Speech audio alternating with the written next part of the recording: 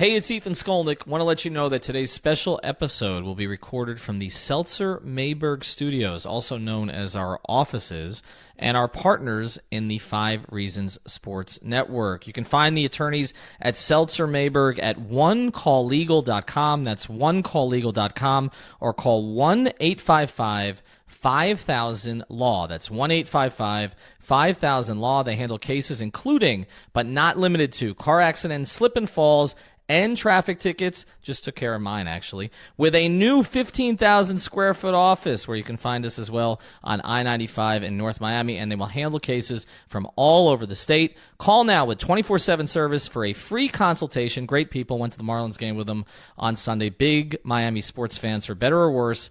OneCallLegal.com. That's 1-855-5000-LAW. And now, Chris Bosh.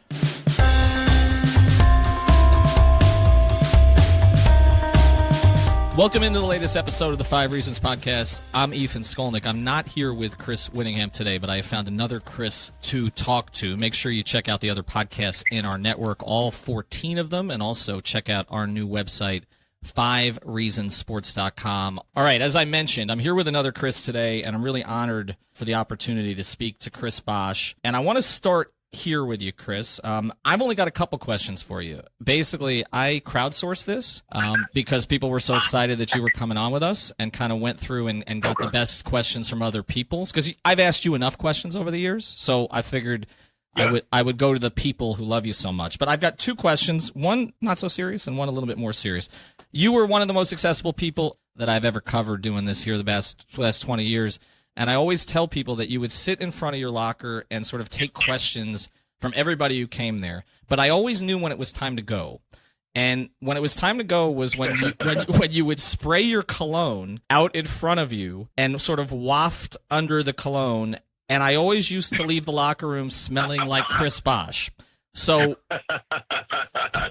what does Chris Bosh smell like? What was the cologne of choice? Tom Ford. Okay. You know, they have usually, I mean, it's so many different ones, but that's what I liked about it. So, I mean, I have a lot. I just like to smell good, man. My wife is, you know, she's always buying me things, and I just like that. She got me deeper into it once we got married. So, usually that was like my preference. One of I think it's what was that thing called? It was called Portofino, something like that. It's in a like a teal bottle. I think I remember the teal bottle. So was that intentional, though? Was that like, okay, it's enough. You've asked me 12 times about defending the pick and roll. It's time to leave the locker room. Spray some cologne on everybody. All right, that's enough. That's enough. No, that's funny you say that, man. I mean, to me, in my mind, I'm glad that you felt that I took questions to everyone, because I did try to defer, whenever I got, uncomfortable or ready to focus or stuff like that. One of the cool things about it was just being able to have that respect and have that mutual respect, because, I know reporters just want to do their job, and, that's a part of the gig and everything. And I enjoyed that process. But yeah, that was definitely not intentional. That's funny you say that, because I didn't even notice at all. Maybe we just all smell bad. That could be the other thing. It's possible with some of us. Let me get to the second one here. And this one kind of fascinates me, because covering your career here, particularly sort of the big 3 days, you would come under criticism for various things. And I used to deal with a lot of it on Twitter. If you had 3 rebounds, we would hear about it. If you didn't score what you were supposed to score, we would hear about it. If you struggled against someone, whether it was a Garnett or a Hibbert or somebody else, we would hear about it, and a lot of us in the media would be defending you. And what fascinates me now is that we've gone from that to you being arguably like the second most beloved figure in Miami Heat history behind your buddy, the One Last Dance guy. And I'm just curious if you've kind of noticed that change and why you think that has happened. Because like when I put it out that you're going to do a podcast with us, everybody's posting the memes and the video bombs and everything else and the Boshy Bear nicknames and all that stuff. Have you noticed that change, and why do you think that changed? I don't think it's changed around Miami. Miami was always great to me. The city always embraced me and my family. The fans were always phenomenal. The run was fantastic. That was always great, having that refuge back at home. That always gave me comfort, even amongst all the criticisms and and things, which is a part of the game, which I, never, ever complained about, or it was tough, but, you have to weather the storm and do what you have to do. Now, I think it's just one of those things. Once everything is over, everybody can kind of just, put their arms away and just kind of reflect on what happened, because, you don't miss it until it's gone, right? So maybe now, certain people can appreciate the struggles and the successes that we all had, or just appreciate the story. I always try to put full effort into everything I did, especially in the league, because it was a dream to be an NBA basketball player. That's all I ever wanted to do. So I always took it with pride. I wore that as a badge of honor every time that I spoke, every time that I played, every time that I represented my family. So I kept those things in mind. And I think, people miss that, I think, in my opinion. And, I try to bring joy and good times to the league anytime that I tried to do, well, anytime that I played or represented it, because it was that important to me. So maybe people feel that, and I hope they do. Is there one memory from the jersey retirement ceremony that keeps flashing through your head? You know what, man? A lot of people ask me that. To be honest with you, it really doesn't flash through my head that much, because there's so much other work to do. That's how I looked at it. And we worked so hard. First I have to give credit to my wife, because she pretty much planned the whole thing. We made a whole big, I would say weekend, but it was during the weekday. I mean, it was a weekend plus halfway into the week. And I had a bunch of people in town. I had about 40, 50 people in town.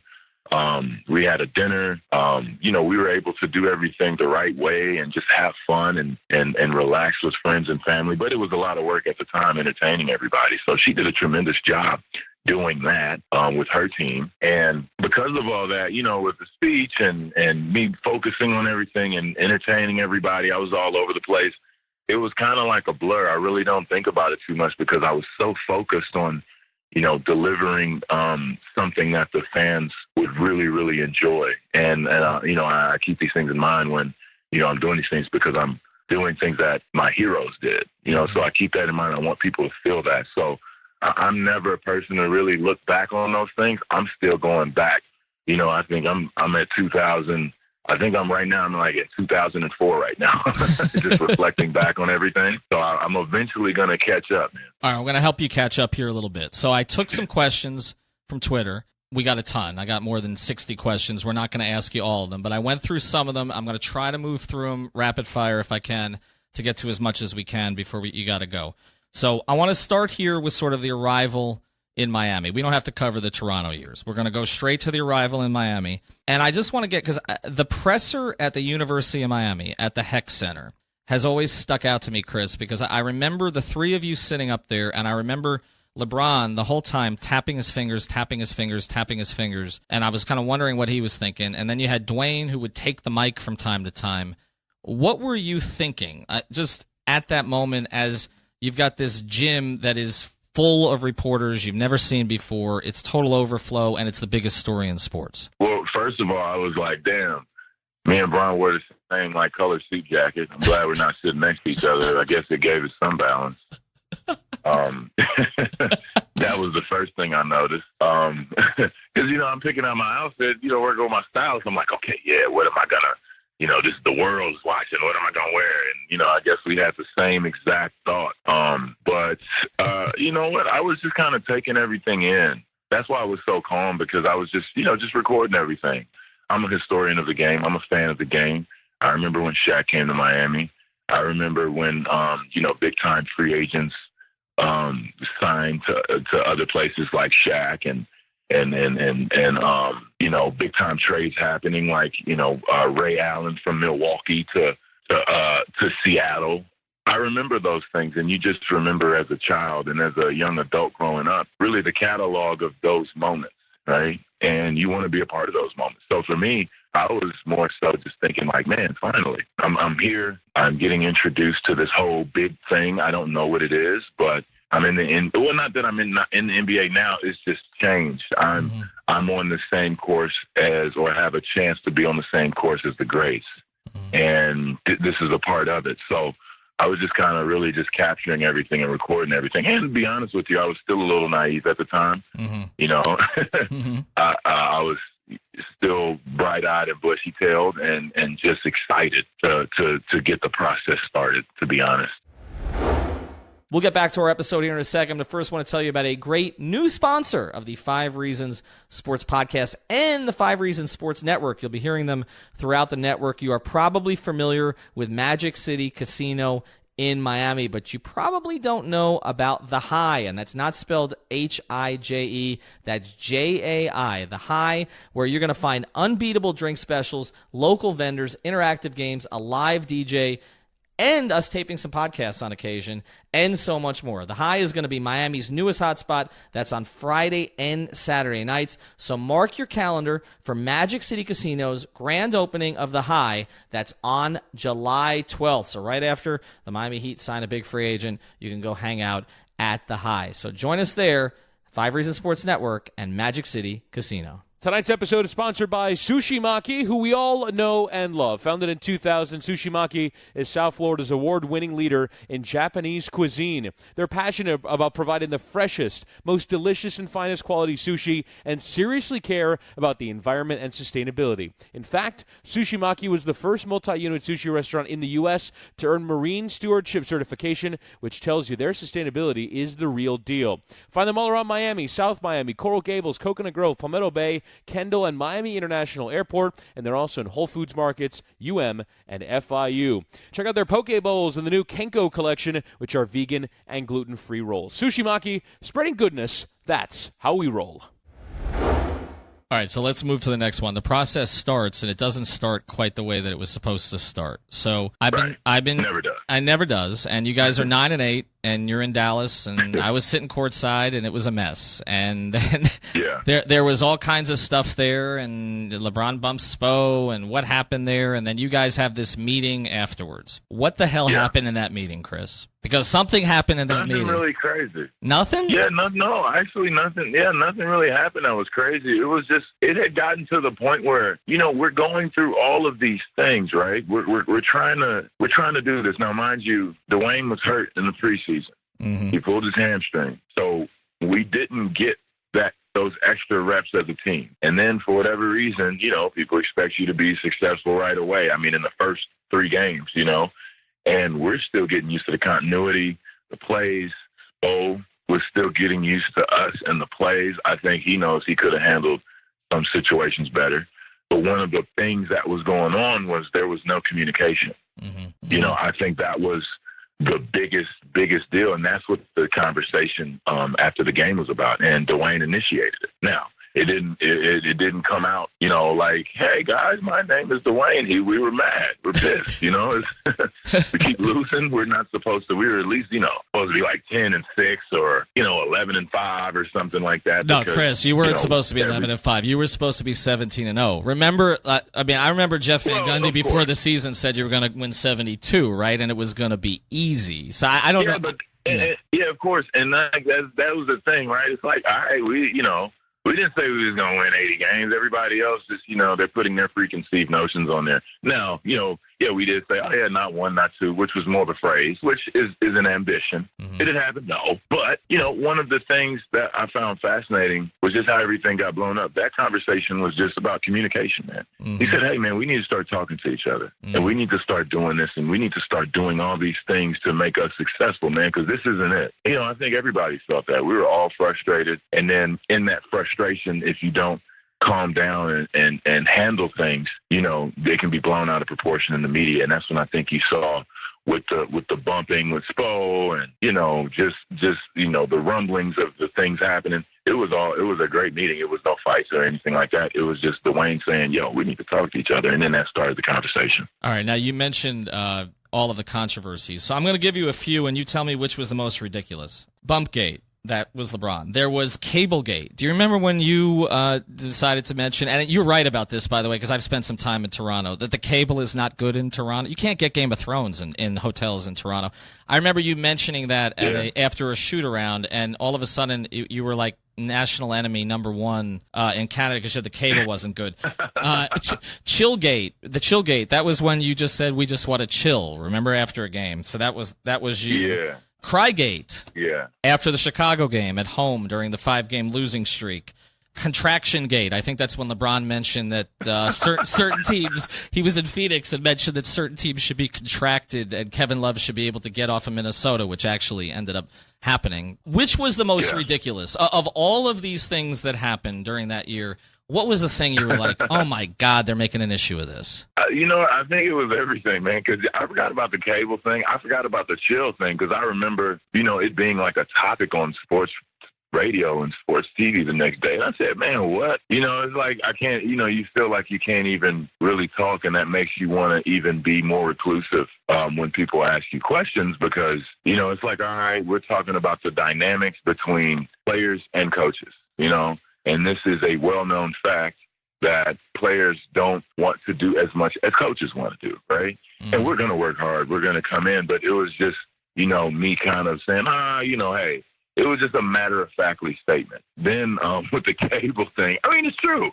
It is true. And it's another country. I'm an American living in another country. So if I say, hey, I don't like the cable, then I'm probably telling the truth. It's not, I don't have anything to gain out of it. It's not like I had a cable company that was ready to, corner the market or something like that. The whole thing with the losing streak in that year, it was tough, man. And like people don't understand, like, people want you to care about the game. Mm-hmm. And when you care about it, it's like, hey, wait a minute, that's too much. You know what I mean? It was like a double standard and just a catch-22 every time. No matter what you do, you're damned if you do, damned if you don't. And we were already struggling bad enough, and we were losing games that were easily winnable. Mm-hmm. And we just didn't finish out, and that's a part of the process. But I think everything kind of like, and then we got to the point where we built up resiliency to just, if some story is out, it's like, all right, whatever. Oh, well, they don't like you about this, whatever. Well, Canada, is mad at you because of the cable. Well, they should get it. They didn't ask my opinion for, they didn't ask Americans' opinion in, constructing cable programs. So why would people get mad? It was just kind of, it was trying to just figure out like, all right, well, what the hell is going on? I don't know anything, to do anymore because, it's confusing. All right. So let's take you back. You go back to Toronto. And everybody talks about LeBron going back on December 2nd, 2010, and the batteries being thrown and all that stuff. But you had your own situation. You had to go back to Toronto. And I just loved the way you handled that, like the egging on the crowd at the end. Did that just come to you in the moment? Because I remember the press conference after where the three of you were together, and you guys were mad at Dwayne because everybody loved Dwayne everywhere, and everywhere that you and LeBron went, there was trouble. But was that just spur of the moment? Oh yeah, yeah, it was spur of the moment, man. I wanted to show that it didn't affect me, and it did not take away the good times, and that's all I ever said. Hey, I hope everybody remembers the good times, because I was placed in a situation I was a little naive to think that everyone would understand, I don't expect everyone to understand my pursuit of my goals, and maybe everyone there did not know that, or they just wanted to show up and boo. I don't know, but I knew it was going to happen. It just it's tough when it's you, and it just seemed like nobody really paid attention unless it was a criticism or a reason to boo. You know what I mean? That's how I was feeling at the time. And after the game, we won the game.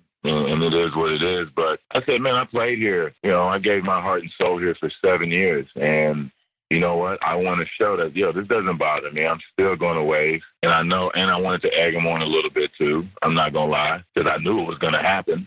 But that's not going to deter me from acting like I've never been here. Mm-hmm. So, I heard probably like 15% cheers in there, but We'll get back to our episode here in a second, but first I want to tell you about a longtime sponsor of the 5 Reasons Sports Network, and that is Green Light Tech, TEK.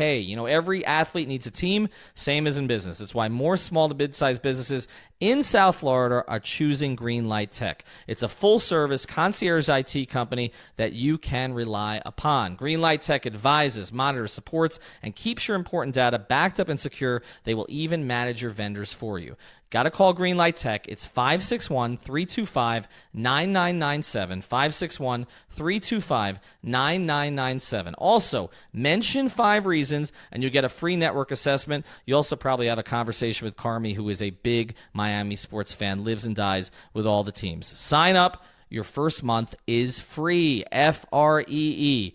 Be unstoppable. Greenlight Tech. Today's episode also brought to you by Doral Toyota. We're excited to tell you about one of our great partners. That is Doral Toyota, where you can find all your favorite Toyota models. Whether you're looking for a new, used, or certified pre-owned vehicle, Doral Toyota is located at 9775 Northwest 12th Street, just a few blocks from International and Dolphin Malls. Experience the Doral difference, which means 4 years complimentary maintenance and roadside assistance on all new vehicles. In-house financing is available for credit-related issues. Also, if you mention 5 reasons when you call 305-680-1129 or come in the dealership, you'll work with a dedicated manager, not a salesman. Unlike other dealers, Doral Toyota prides itself on an honest and transparent buying process. That's Doral Toyota, DoralToyota.com, or stop in at 9775 Northwest 12th Street. Vamos, let's go, Doral Toyota. I remember the presser afterwards because, yeah, I mean, you both looked at Dwayne like, why do they love you everywhere? Yeah, absolutely, right? that's kind of the way it went. All right, I want to move to the title years here and kind of move through some of these. So just give me sort of your quick answers on this stuff. You hit 3 shots that I think a lot of fans remember that were during the regular season where it was kind of on you. So tell me which was your favorite. The one in Atlanta, that was the triple overtime game, I believe. Terrell Harris had like 65 rebounds. The one in Portland where LeBron sort of jumped you afterwards.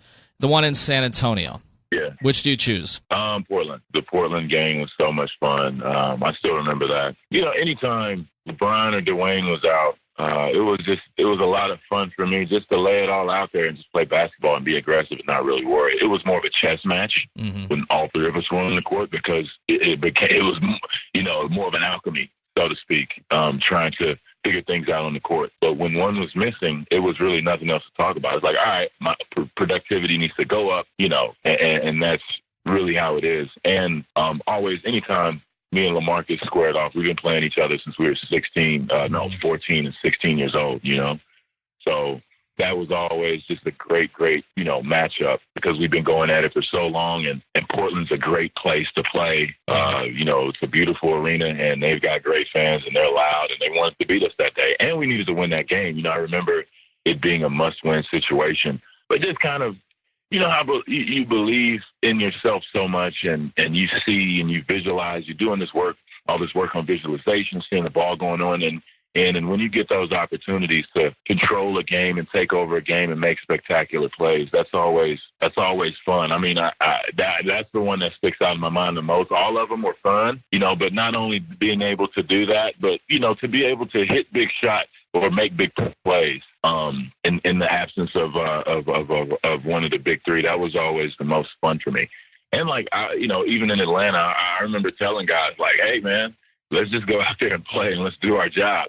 And if we do our job, we're going to win the game. Everybody doesn't really expect us. Everybody always wrote us off anytime, you know, those guys weren't playing. So we had something to prove, and I'll hype up the bench guys. And, you know, you don't get these opportunities much. So let's relish the moment. And it ended up always being some classic games. Short answer here. If you had been the lead guy on a team for a long period of time, would you have won a title? No, I don't think so. The way the game is, I'm not Shaq. Unless you're Shaq, you know, maybe now the big man has evolved, but back then, unless you're Shaq, you're not going to dominate enough to win an NBA title. You know, just interior-wise, you know, it changes a little bit. Now, if my game was more like Dirk, maybe. But that wasn't my game. I was more of you know, I became a shooter later in my career, so I was more of a paint guy. So, you know, guards, they have the opportunity to, you know, to deter double teams. That's why I was always so envious of guards, because you can always just ISO and keep the ball in certain situations not to get doubled. My strength was the post and the mid-range area. And I hadn't discovered at the time that, you know, the elbows were more dangerous. You know, I was still on the block. And you know, I don't think I would be able to, you know, have enough to pull that off. That's really, really, really, really hard. And not only that, you see, you got to have a Stephen Curry, a Kevin Durant, a LeBron, a full team effort like the Spurs, Kobe, Shaq, Jordan, Pippen. You need these guys, these type of dudes to get you over the hump. And although I could be one of those guys at number one, I'm not. I'm not even going to act like I am. I don't think I ever was at that level, but that didn't take away anything from being a championship level player. First thing that comes to mind, smartest guy on the team other than yourself during the Big Three era? Shane Battier. Okay. JJ's going to be pissed, but that's okay. All right, funniest... That's okay. JJ'll be fine.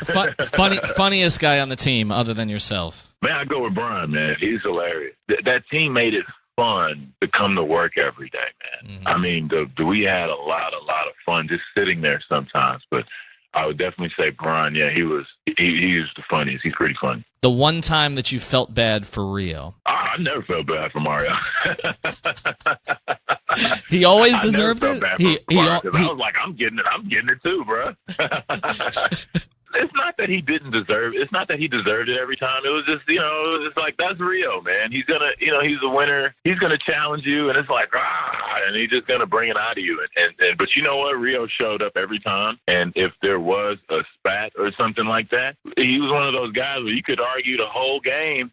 And then after, it'd be cool, like, all right, come on, let's go get something to eat. That's how it was with Rio. He was always like our little brother, so it wasn't even whether he deserved it or not. It was just a part of it, and that's just his personality. That's our personalities. But we always wanted to win, and no, I never felt bad for Rio because I always joke. I say, man, if you give Rio any lineup and say, all right, who's taking the last shot with him in it, he's definitely going to make a case of why he should take the last shot. Mm-hmm.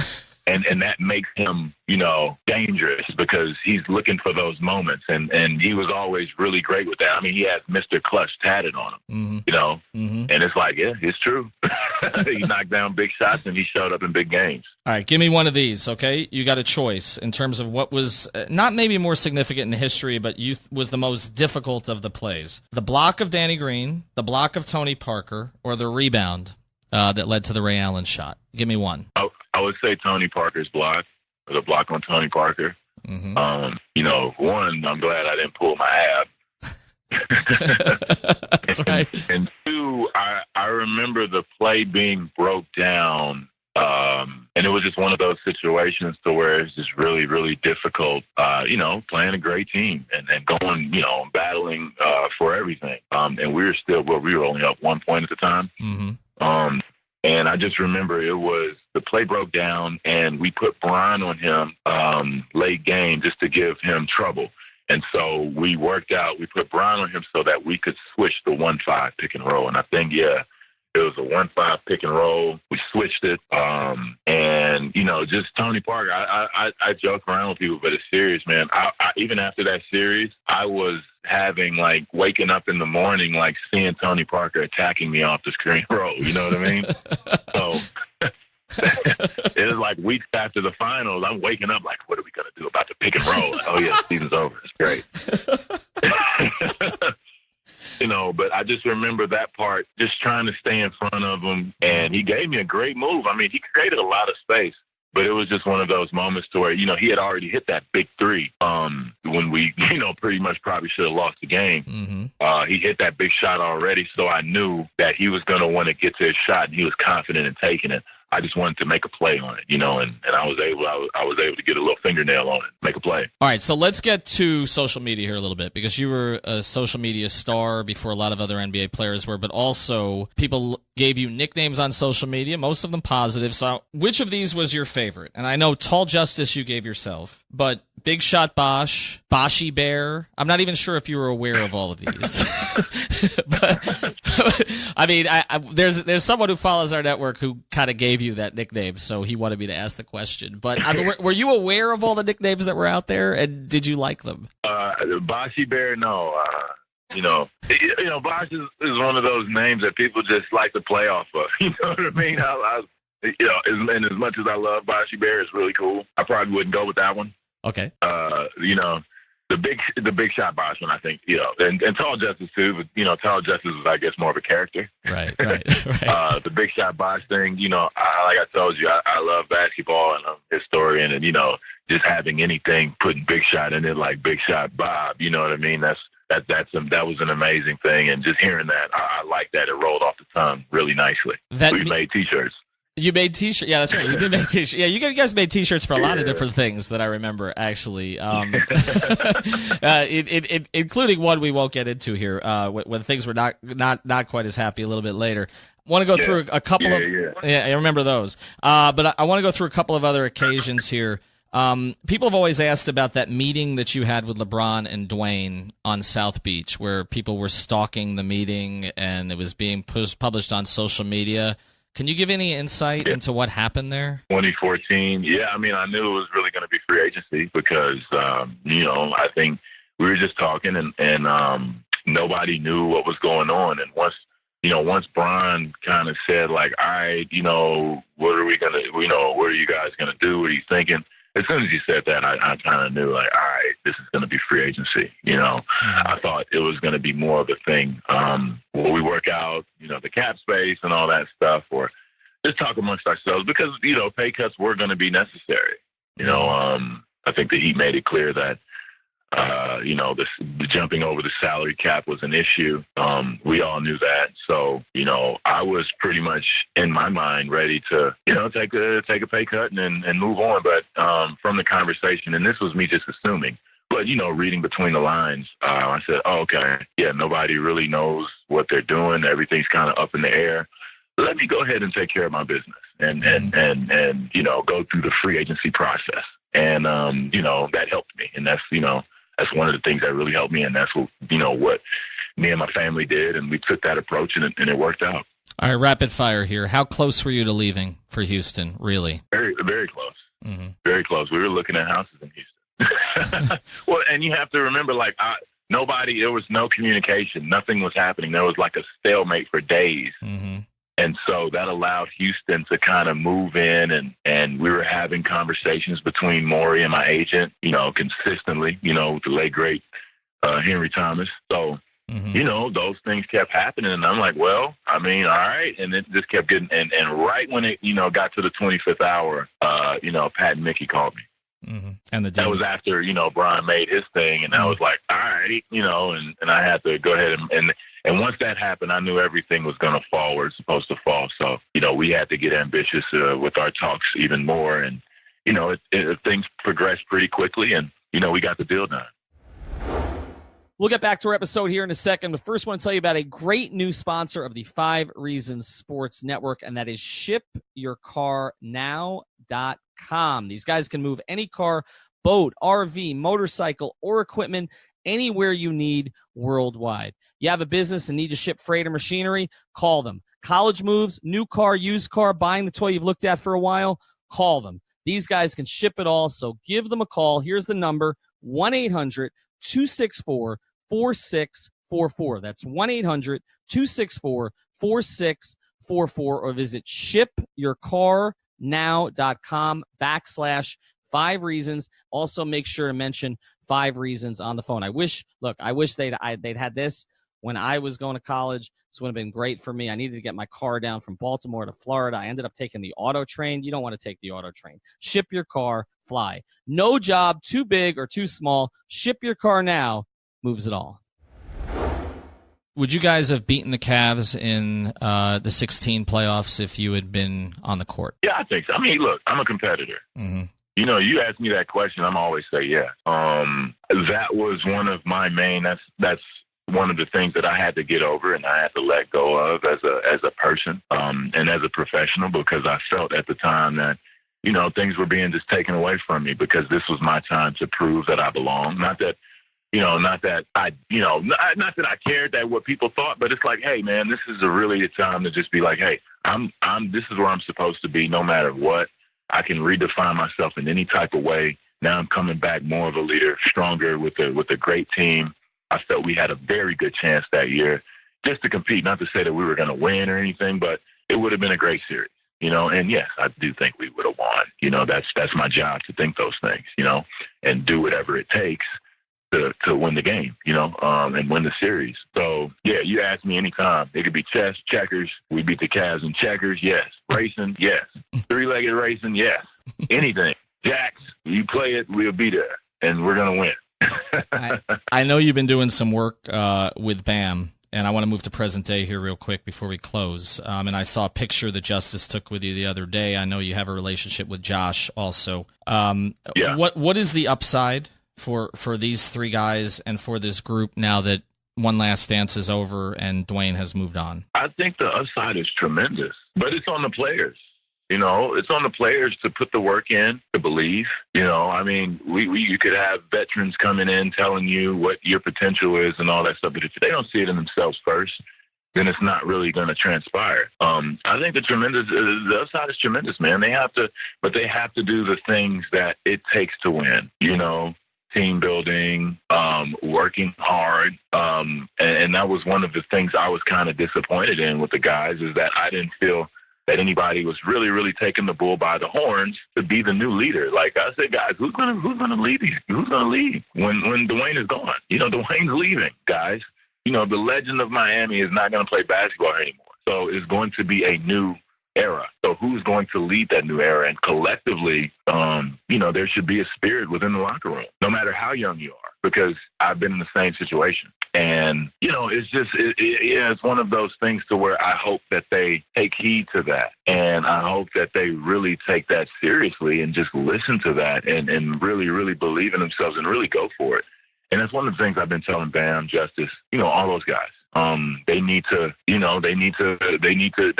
it. They need to believe that, because nobody else is going to believe it. You know, nobody knows the talent and upside that Bam has. He's a tremendous talent, but that's only halfway. That's only half the battle. You know, putting an extra work in is the next evolution. Talking to your team, getting on the same page. And these are things I tell the guys all the time. It's their time now, and they have a chance in Miami, you know, to really, really get it back going again. All right. So follow him at Chris Bosh on Twitter and on Instagram. All the travel stuff, all the music stuff. If we had more time, I would get into some of that stuff with you, but you're always a great follow there. And obviously the next big ceremony for you is going to be the Hall of Fame, and I think that's pretty much a foregone conclusion at this point, right? I mean, you're laughing, but it's yes, right? Yes. Yeah. I mean, okay. You know, well, it's funny, like I don't know what people think of me. I know I've never really, you know, said how confident I am, but when it's, oh yeah, you Hall of Fame? Yeah, I know. Oh, well, how do you know? Because I know. I watch basketball. I'm a fan of the game. This is all I do. This is all I've ever done. I know. You know, I know what my contributions to the game is, and, you know, it's all good. I'm Hall of Fame. You know, guys, come on. Let's not make this a big deal. Let's just get it over. You can't blame me for being confident, but that was only through hard work and, you know, dedication. We'll see you in Springfield, Chris. We really appreciate the time. Appreciate it, man.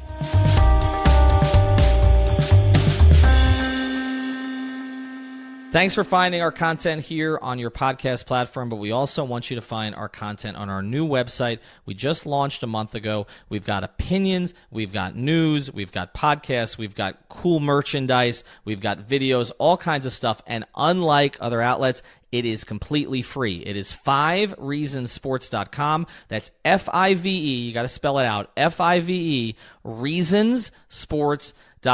We've got more than 50 contributors, more than 12 columnists. You will not get more comprehensive coverage of South Florida sports anywhere else. Thank you for listening to the Five Reason Podcast. Thank you so much.